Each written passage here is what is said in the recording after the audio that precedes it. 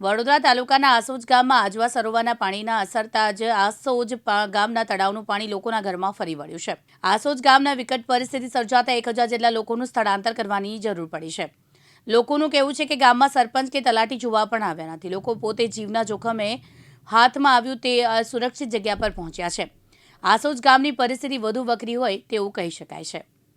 રાતે 12 વાગ્યાનું પાણી ઘૂસી ગયું છે। ખાવા પીવાની તકલીફ પડે છે।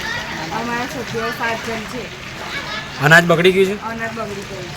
કેટલું નુકસાન થયું હશે? નુકસાન ખાસું બધું થઈ ગયું। ચોખા ગોદરા બગડી ગયા, બધું જ બગડી ગયું। પાણી કેટલા વાગ્યાનું ઘૂસ્યું? 12 વાગ્યા। કોઈ જોવા આવ્યું હતું અત્યારે?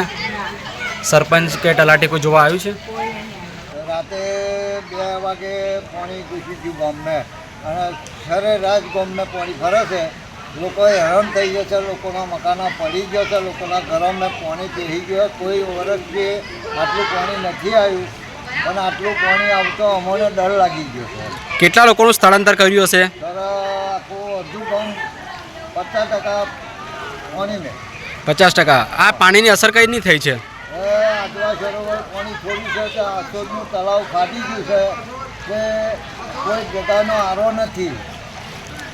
શું આગળ તમારે શું હવે તમે વિચાર્યું છે? પાણીમાં આવું નવું રહેશે તો? હવે સરકાર જે કરે ખરું સાહેબ, તમારે જે નહેર કરવી એ લોકો ઉપર કરજો। નકર ઉપરવાળાની નહેર લોકોના ઘરોમાં પાણી ઘૂસી ચૂક્યા છે। મકાનો પડી ગયો। લોકો રહેવાની પોઝિશન નહીં અત્યારની તારીખમાં। ધર્મશાળા હતી, ધર્મશાળા ભરાઈ ગઈ। ગુજરાતી શાળા આવી હતી, એ પાણી એમાં ભરાઈ ગઈ। કોઈ જગ્યાએ આરો નથી। અત્યારે 5000 પબ્લિક મવાડવું કઈ। કેટલા વાગે પાણી આવ્યું રાત્રે? અમારે 8 વાગ્યા પાણી આવ્યું। નુકસાન કેટલું થયું છે? નુકસાન તો કશું જ રહ્યું નથી। ઘરમાં નુકસાન, ખાવું પીવું, ઘર બાર બધું તૂટીને નીચે પડી ગયું નથી। વાસણ કુસણ કશું ઘરમાં રહ્યું નહીં। તો આ ખાવું પીવું હું સાજ ને કે કેટલું નુકસાન? નુકસાન તો હશે વળી લાખ 1.5 લાખનું નુકસાન હશે। ઓછું વધારે પણ ઓછું નહીં। ગાડીઓ બધું નવરું થઈ ગયું, કશું જ નહીં। બાઇક હતી 5-25 ની, એ પણ નવરી થઈ ગઈ, પાણીમાં ડૂબી જઈએ। આ પાણી કઈથી આવેલું છે? પાણી આવ્યું છે આજવાનું આવ્યું કે કોઈ કે છે ડેમનું છોડ્યું છે। આટલું બધું પાણી છોડ્યું છે। આટલા બધા પાણીમાં મારે જવું કઈ? અમારે ખાવું પીવું રહેવું, નાના છોકરા છે। 8 વાગ્યા તો કોઈ ચા પાણી ને કશું નહીં। અમારો છોકરો ખાધા પીધા વગરનો હિજરીને મરી હે ખવડાવવાનું। અહીંયા ગામ તરફથી તમને કોઈ સહાય કરવામાં આવી છે?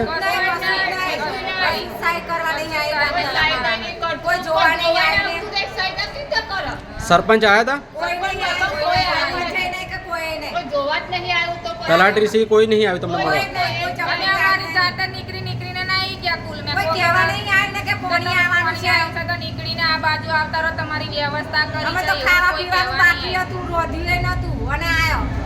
મહેન્દ્ર સોલંકી, દિવ્યાંગ ન્યૂઝ, વડોદરા।